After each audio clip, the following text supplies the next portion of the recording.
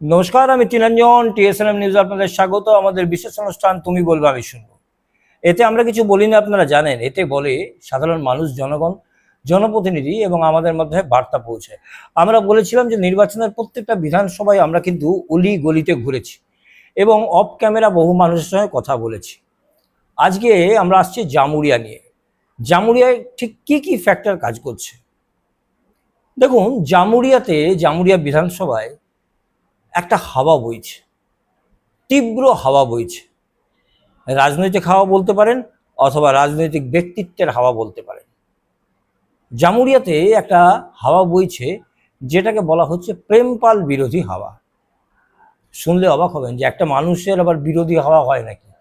হ্যাঁ, মানুষ কিন্তু এখানে তৃণমূল বা শাসক দলের সম্পূর্ণ বিপক্ষে নয়, কিন্তু প্রেমপাল বিরোধী একটা হাওয়া বইছে। ঠিক কিরকম চলছে? বিভিন্ন জায়গাতে শাসক দলের ছোট ছোট নেতৃত্বদের বক্তব্য, কোনো সমস্যা নিয়ে তাকেই বলতে হচ্ছে যাকে কেউ পছন্দ করছে না। আমরা বলছি না, কোনো সমস্যা নিয়ে তার কাছেই পৌঁছতে হচ্ছে, তাকেই বলতে হচ্ছে, তার কাছেই চাইতে হচ্ছে, তাকে কেউ পছন্দ করছে না। আবার সেই ব্যক্তি, তিনি তার সিস্টেমেরও কোনো পরিবর্তন করছেন না। অ্যাজ ইট ইজ, যেমন তেমন। মানুষ যাই বলুক, কাউকে কোনো গুরুত্ব দেওয়ার বিষয় নয়।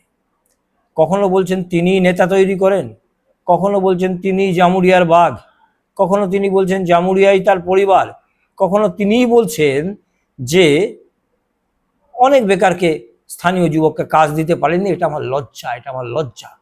আর বিশ্বাস করুন, ঠিক ইস্তেহার যে প্রকাশ হলো জামুরিয়াতে, হরেরাম সিং, সুব্রত অধিকারী, রাখি কর্মকার, তারা থেকে যে ইস্তেহার প্রকাশ করলো, তাতে লেখা হয়েছে যে 25টি কারখানা সেখানে রয়েছে তাতে স্থানীয়দের চাকরি অগ্রাধিকার দেয়া হবে। এবং তৎক্ষণাৎ সেই বিজেপির প্রার্থী সে প্রশ্ন করলো যে তাদের ইস্তেহারে স্থানীয়দের চাকরির কথা লেখা আছে, আর আজকে তৃণমূল যখন সেই ইস্তেহার প্রকাশ করছে, স্থানীয় বেকারদের চাকরির কথা বলছে, তাহলে এতদিন করলোটা কি? সেখানেও সে একটাই নাম উঠে আসছে। প্রথম কথা।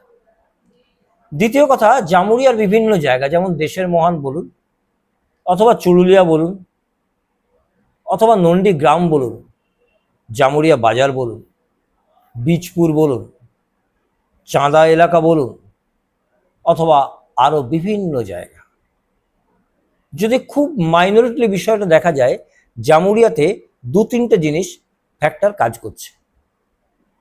শাসক দলের একটা কনফিডেন্স আছে যে 1 পার্ট অফ ভোট, একটা অংশের ভোট তারা পাবেই। কিন্তু জামুরিয়ার ক্ষেত্রে এমনটাও হতে পারে যে বেশ কিছুটা সুইং করতে পারে বামফ্রন্টের দিকে, সিপিএম এর দিকে। একটা পার্টের ভোট যেটা শাসক দল কনফিডেন্ট, এই চুরুলিয়া বলুন, দেশের মহান বলুন, বা তার আশেপাশের জায়গা বলুন, সেই ভোটটা কিন্তু সুইং করতে পারে সিপিএম এর দিকে। এবার সেই ভোটটা যদি সিপিএম এর দিকে সুইং করে, খুব স্বভাবতই এটা কিন্তু শাসকের লস। কেন? এই ভোটটা শাসক দলের কনফিডেন্স। প্রথম কথা, জামুরিয়া বাজারে এই মুহূর্তে বিরোধী হাওয়াই বইছে, এমনটাই লোকজনে বলছে। না পাওয়ার বেদনার কথা বলছে জামুরিয়া বাজার। একটা ফ্যাক্টর কাজ করছে, সেটা হচ্ছে বেকারদের কর্মসংস্থান। ইস্তেহারে শাসক দলও বলছে, আর বিজেপির যেটা প্রতিজ্ঞা সেখানেও বলছে বেকারদের কর্মসংস্থান, স্থানীয় বেকারদের। কিন্তু বেকাররা বলছে, তাহলে এটা যদি আজকের ইস্তেহারে হয়, তাহলে এই যে বিগত বছরগুলো গেল, তাহলে সেখানে কারা কাজ পাচ্ছিল? এবং সেখানে বেকারদের কাজ দেওয়ার জন্যে আন্দোলন যদি বা 2-1টা হয়ে থাকে, আইওয়াস, আদৌ কি বেকারদের, স্থানীয় বেকারদের সেখানে কাজ হয়েছে? যদিও হরেরাম সিং বলছেন তিনি কমিটি করেছিলেন না, তিনি লড়াই করেছিলেন, একটা গেল। দ্বিতীয়ত, শাসক দলের, আমরা আগের দিনও বলেছিলাম যে আমরা নাম করে কারোর কথা বলবো না। জামুরিয়ার মানুষ, রাজনীতির মানুষ, তারা বুঝে নিতে পারবে। শাসক দলের বেশ কয়েকজন নেতা, তারা কিন্তু চুপ করে বসে আছে এবং তাদের ক্ষোভ বিক্ষোভ দলের দিকে নয়, সেই একজনের বিরুদ্ধে তারা কিন্তু এই মুহূর্তে কাজ করছে না। আবার এমন কিছু মানুষ প্রার্থীর সঙ্গে ঘুরছেন, প্রার্থীর সঙ্গে থাকছেন, কিন্তু আদৌ কি তিনি প্রার্থীর সঙ্গে ভোটের কাজ করছেন? এমন তো নয় যে থেকেও অন্য কিছু ভাবছেন। এটা একটা ফ্যাক্টর কাজ করছে। বিরোধীদের ক্ষেত্রে যেটুকু সুবিধা পাচ্ছে সেটা হচ্ছে জামুরিয়ার ওই একজন নেতা বললাম, যার জন্যে একেবারে বীতশ্রদ্ধ হয়ে উঠেছে মানুষ, সেই জায়গায় বিরোধীরা কিছুটা সুবিধা পাচ্ছে। এরপরে ওইখানে বাংলা পক্ষ বলে একটা টিম আছে যারা বাংলা ভাষার প্রার্থী চাইছে। সেই ক্ষেত্রে বিজেপি প্রার্থী বিজন মুখার্জি, সেই দিকটাও বিবেচনা করা যেতে পারে, যদিও বিজন মুখার্জি জানাচ্ছেন যে বাংলা পক্ষ বিষয়ে তার কিছু জানা নেই। তৃতীয়ত, বিজেপি প্রার্থী একজন চিকিৎসক এবং চিকিৎসার বিষয়ে যথেষ্ট তার সুনাম আছে, এবং তার ক্ষেত্রে সুবিধা হচ্ছে তিনি সুযোগ পাননি। তিনি যে কথাগুলো বলছেন, পানীয় জলের সংকট, দূষণ মুক্ত করা, বেকার যুবকদের চাকরির ব্যবস্থা করা, হেলথ সেন্টার, স্বাস্থ্য ব্যবস্থার উন্নতি, শিক্ষার উন্নতি, সেই সুযোগটা তিনি কিন্তু পাননি একবারও। সেই জায়গাতে কিন্তু বিধায়ক 5 বছর অন্তত সেই সুযোগটা পেয়েছিলেন। তাহলে আজকের ইশতেহারে কেন সেই প্রশ্নগুলো আসছে? পানীয় জলের সংকট, স্থানীয় বেকারদের চাকরির সুবিধে, পলিউশন মুক্ত করা এলাকা, বিগত অন্তত 5 বছর তো সময় ছিল, তাহলে কি হল? এই প্রশ্ন আমরা কিন্তু নয়, এই প্রশ্ন করছে সাধারণ মানুষ। তাহলে ফ্যাক্টর কতগুলো কাজ করছে। একটা হচ্ছে একটা পার্টের ভোট যেটা স্যাঙ্গুইন, কনফিডেন্ট শাসক দল, সেই ভোটটা কিন্তু সুইং করলেও বামফ্রন্টের দিকে যেতে পারে। একটা হচ্ছে আজকের ইশতেহারে বলা হচ্ছে স্থানীয় বেকার যুবকদের চাকরি। তাহলে এতদিন কি হলো? অর্থাৎ যুবকদের চাকরি। একটা হচ্ছে দূষণে ছেয়ে গেছে জামুরিয়া, এত ফ্যাক্টরি, কেউ দূষণ নিয়ন্ত্রণ করে না, আর কেউ তার জন্য বলে না, মানুষ অসুস্থ হয়। সেই ক্ষেত্রে বিরোধীরা বলছে যে তারা দূষণ মুক্ত করবে জামুরিয়া, কিন্তু শাসক দল ইশতেহারে দিয়েছে। তাহলে ইশতেহারে আজকে দিলে বাকি 5 বছরটা কি হবে? চতুর্থত, বিরোধীরা একটা প্রশ্ন তুলছে, সেটা হচ্ছে সন্ত্রাস ছড়ায় এলাকায় এক টাইপের দাপাদাপি চলে, এবং সেটা বহু ভাইরাল ভিডিওতে কিন্তু প্রমাণিত হয়েছে। অর্থাৎ সেই জায়গায় কিছুটা হলেও পিছিয়ে শাসক দল।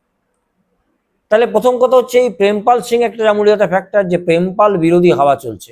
শাসক বিরোধী কোনো হাওয়া নেই, প্রেমপাল বিরোধী হাওয়া চলছে, আর সেই প্রেমপাল শাসক দলের প্রতিনিধিত্ব করছে।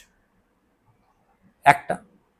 দ্বিতীয় হচ্ছে যে ভোটটা কনফিডেন্ট ভোট, চুরুলিয়া হোক, দেশের মহান হোক, বা আরো বেশ কিছু অংশ হোক, অথবা মণ্ডলপুরের দিকে হোক, আকলপুরের দিকে হোক, সেই ভোটটা সুইং করতে পারে বামে, এমন একটা বিষয় রয়েছে। তৃতীয়ত, বেকার যুবকদের কর্মসংস্থানের বিষয়টা যেটা বিজেপি তুলছে, সে একবারও সুযোগ পায়নি, আর এত বছর সুযোগ পেয়ে আবার ইশতেহারে হরিরাম সিং তৃণমূলের প্রার্থী, তিনি আবার নিয়ে আসছেন বিষয়। এটা একটা ফ্যাক্টর কাজ করছে। একটা দূষণ নিয়ন্ত্রণ, এত বছর ধরে কি হলো?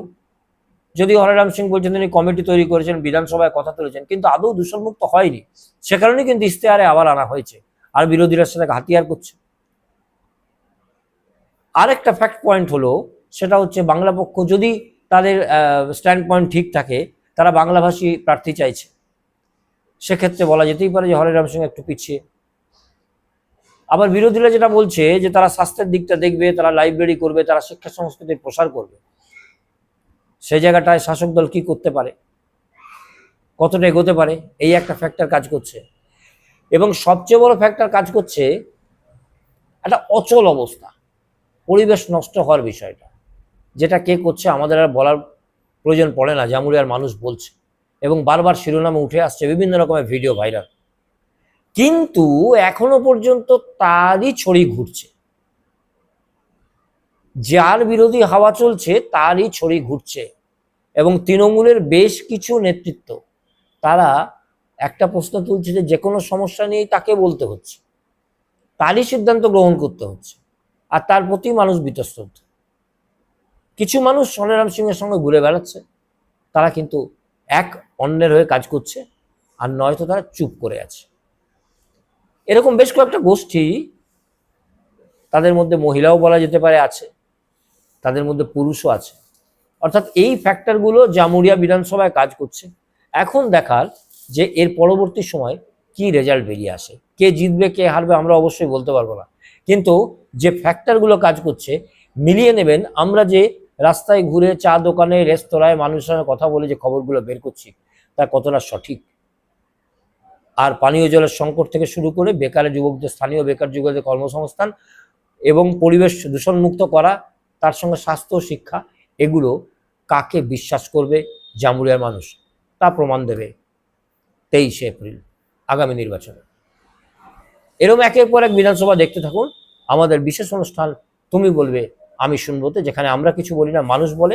এবং এই বিধানসভার বিষয়টা সম্পূর্ণ অফ দ্য ক্যামেরা হচ্ছে, যেহেতু ভোটার কমপ্লিটলি সাইলেন্ট।